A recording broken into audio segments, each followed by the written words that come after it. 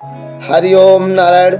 संबंध। जब अर्जुन ने युद्ध करने के लिए साफ मना कर दिया तब उसके बाद क्या हुआ, इसको संजय आगे के श्लोक में बताते हैं। तमुवाच ऋषिकेश प्रहसन्नेव भारत सेनयोरुभयो मध्ये विषिदन्तमिदं वच। तमुवाच ऋषिकेश विषिदन्तमिदं वच। अर्जुन ने बड़ी शूरवीरता और उत्साह पूर्वक योद्धाओं को देखने के लिए भगवान से दोनों सेनाओं के बीच में रथ खड़ा करने के लिए कहा था। अब वहीं पर अर्थात दोनों सेनाओं के बीच में अर्जुन विषाद मग्न हो गए। वास्तव में होना आया चाहिए था कि वे जिस उद्देश्य से आए थे उस उद्देश्य के अनुसार युद्ध के लिए खड़े हो जाते, परंतु उस उद्देश्य को छोड़कर अर्जुन चिंता शोक में फंस गए। अतः अब दोनों सेनाओं के बीच में ही भगवान शोकमग्न अर्जुन को उपदेश देना आरंभ करते हैं। प्रसन्नेव विशेषता से हंसते हुए की तरह का तात्पर्य है कि अर्जुन के भाव बदलने को देखकर, अर्थात पहले जो युद्ध करने का भाव था वह अब विषाद में बदल गया। इसको देखकर भगवान को हंसी आ गई। दूसरी बात, अर्जुन ने पहले दूसरे अध्याय के 7वें श्लोक में कहा था कि मैं आपके शरण हूँ, मेरे को शिक्षा दीजिए, अर्थात मैं युद्ध करूँ या न करूँ, मेरे को क्या करना चाहिए इसकी शिक्षा दीजिए। परंतु यहाँ मेरे कुछ बोले बिना अपनी तरफ से ही निश्चय कर लिया कि मैं युद्ध नहीं करूँगा। यह देखकर भगवान को हंसी आ गई। कारण कि शरणागत होने पर मैं क्या करूं और क्या नहीं करूं आदि कुछ भी सोचने का अधिकार नहीं रहता। उसको तो इतना ही अधिकार रहता है कि शरण जो काम करता है वही काम करे। अर्जुन भगवान के शरण होने के बाद मैं युद्ध नहीं करूंगा ऐसा कहकर एक तरह से शरणागत होने से हट गए।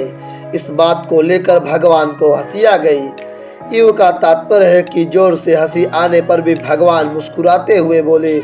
जब अर्जुन ने यह कह दिया कि मैं युद्ध नहीं करूंगा तब भगवान को यही कह देना चाहिए था कि जैसी तेरी मर्जी आए वैसा कर, यथेच्छसि तथा कुरु।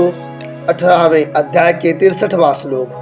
परंतु भगवान ने यही समझा कि मनुष्य जब चिंता शोक से विकल हो जाता है तब वह अपने कर्तव्य का निर्णय न कर सकने के कारण कभी कुछ तो कभी कुछ बोल उठता है। यही दशा अर्जुन की हो रही है। अतः भगवान के हृदय में अर्जुन के प्रति अत्यधिक स्नेह होने के कारण कृपालुता उमड़ पड़ी। कारण कि भगवान साधक के वचनों की तरफ ध्यान न देकर उसके भाव की तरफ ही देखते हैं। इसलिए भगवान अर्जुन के मैं युद्ध नहीं करूंगा इस वचन की तरफ ध्यान न देकर आगे के श्लोक से उपदेश आरंभ कर देते हैं। जो वचन मात्र से भी भगवान की शरण हो जाता है भगवान उनको स्वीकार कर लेते हैं। भगवान के हृदय में प्राणियों के प्रति कितनी दयालुता है। ऋषिकेश कहने का तात्पर्य है कि भगवान अंतर्यामी है, अर्थात प्राणियों के भीतरी भाव को जानने वाले हैं।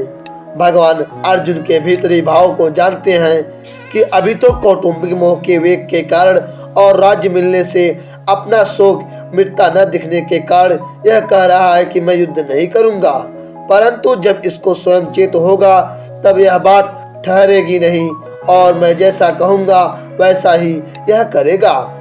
इदम वच उवाच पदों में केवल उवाच कहने से ही काम चल सकता था, क्योंकि उवाच के अंतर्गत ही वच पद का अर्थ आ जाता है।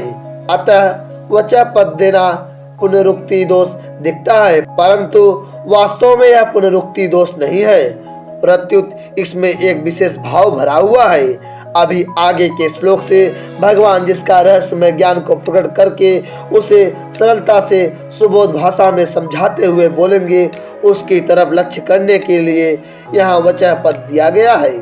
परिशिष्ट भाव। धर्म भूमि कुरुक्षेत्र के एक भाग में कौरव सेना खड़ी है और दूसरे भाग में पांडव सेना। दोनों सेनाओं के मध्य भाग में श्वेत घोड़ों से युक्त एक महान रथ खड़ा है। उस रथ के एक भाग में भगवान श्री कृष्ण बैठे हैं और एक भाग में अर्जुन के निमित्त मनुष्य मात्र का कल्याण करने के लिए भगवान अपनी अलौकिक उपदेश आरंभ करते हैं। और सर्वप्रथम शरीर तथा शरीर के विभाग का वर्णन करते हैं। संबंध: शोकाविष्ट अर्जुन को शोक निवृत्ति का उपदेश देने के लिए भगवान आगे का प्रकरण कहते हैं। आगे का अर्थ अगले श्लोक में।